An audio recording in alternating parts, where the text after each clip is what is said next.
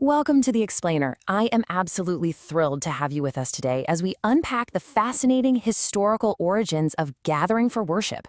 If you're the kind of focused learner who loves tracing the roots of the traditions we just kind of take for granted, well, you are in the exact right place. Today, we're going to look at the history of going to church, and we'll do it by mapping out the actual historical evidence together. To kick things off, let's pose our central mystery. When we think of worship today, we almost always picture a very specific routine, right? You drive to a dedicated building, sit in a pew or a chariot, and you attend a service. We naturally tend to assume that this modern practice was a day-one mandate from the very beginning of time. But was it? Did God actually command early believers to sit in a building once a week? Okay, let's dive into this. The short answer is absolutely not. Myth busted. What we call going to church did not begin as a command to attend a weekly service in a dedicated building. Instead, as you'll see here, this practice developed gradually, layer by layer, across thousands of years of biblical history. Each stage of this history reveals exactly why gathering became so central to the faith, even as the shape and location of that gathering kept changing. Here is our roadmap for today. We'll explore the origins of worship, move from tents to temples, look at the synagogue turning point, examine early Christian gatherings, and finally, distill the purpose of assembling. All right, starting with Section 1, Origins of Worship, Altars and Encounters. Tracing the evolution of worship, we cover 5 distinct eras: the beginning, the patriarchal era, the Exodus, the temple era, and the 1st century. Notice how worship slowly scales up.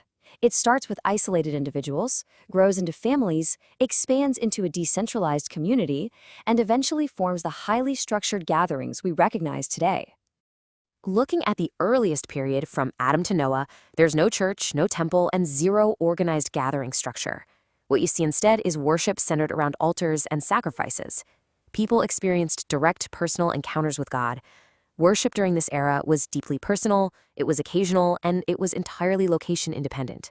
Families responded to God together, sure, but there was absolutely no hint of a weekly congregational structure. Moving right along to Section 2, From Tents to Temples, a Nation Gathers. Let's compare these two overlapping eras. With the patriarchs, Abraham, Isaac, and Jacob, worship was still highly mobile. They literally built altars wherever God appeared to them. It remained totally decentralized and family-led, without a fixed sacred building. But under Moses and the Exodus, something major happens. God forms a nation. Worship suddenly becomes structured and communal. We start to see the emergence of set times to gather, like Sabbaths and annual feasts. And this brilliantly illustrates the sheer contrast between these two periods. We go from the patriarchal era, a solitary man worshiping at a rugged, simple stone altar out in the wilderness, to the intense structure introduced under Moses. Just look at the tabernacle layout: designated outer courtyards, altars of sacrifice, the holy place, and the most holy place. It's like a giant puzzle perfectly pieced together.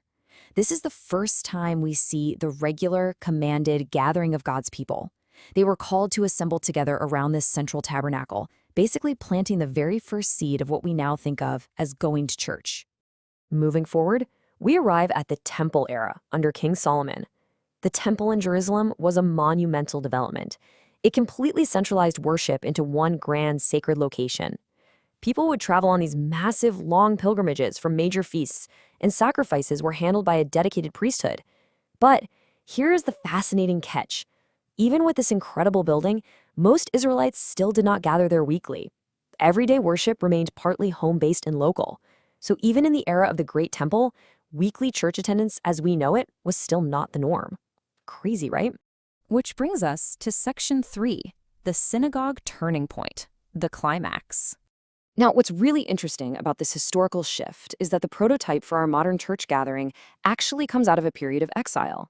During and after the Babylonian exile, the Jewish people were far from the temple, so they developed synagogues. These were local gathering places that did not feature animal sacrifices. Instead, the focus shifted entirely to the regular, local reading of scripture, community teaching, and regular prayer. By the time of Jesus, these local gatherings were happening all the time, especially on the Sabbath. In fact, Jesus himself attended synagogue regularly. This right here is the closest Old Testament world equivalent to going to church. Next up, Section 4, Early Christian Gatherings, Homes and Fellowship. After the resurrection of Jesus, his followers began gathering intentionally, At first, they met in public spaces and sometimes synagogues, but very quickly they transitioned primarily into private homes. Led by figures like Peter and Paul, these home gatherings were defined by teaching, fellowship, breaking bread together, and prayer. We finally see the regular, intentional gathering of believers as a core identity. Yet, despite this deep commitment to meeting together, there were still no dedicated church buildings, and certainly no command to attend a formal service. And that leads us to our final part, Section 5, the purpose of assembling, form versus principle. So the crucial point is this. If you search the text, there is no verse anywhere that says, "Thou shalt go to a church building every week at 10 a.m." That specific form just isn't commanded. However, there is a very clear and powerful directive found in Hebrews 10:25, which urges believers, do not forsake assembling together. The command is not about maintaining a building. It's a profound instruction not to abandon the gathered community. So, why is this principle so absolutely essential? Why did the act of gathering survive and evolve over thousands of years, outlasting tents, temples, and entire empires? Because gathering serves vital, irreplaceable spiritual functions. We gather for spiritual formation. We're shaped by shared truth and teaching. We gather for accountability, knowing that faith easily drifts in isolation. We gather for the unity of the body, recognizing that the community is described as one connected entity, not just scattered individuals. And finally, for the presence of Christ, who stated that where 2 or 3 are gathered, he is there. The form of the meeting changed constantly throughout history, but this core principle, it never did. As we wrap up this explainer, I want to leave you with a deeper thought. The ultimate question isn't really whether God commanded church attendance. The better question is, why did God consistently form a people who gather? From the rugged altars of Genesis to the living room house churches of the first century, the story shows us that salvation is never just about one person and God in total isolation. It's about a people formed by God together. So I leave you with this to ponder. Why do we need each other? How does gathering together actually shape who you are? Thank you so much for joining me on this historical journey, and keep asking those great questions.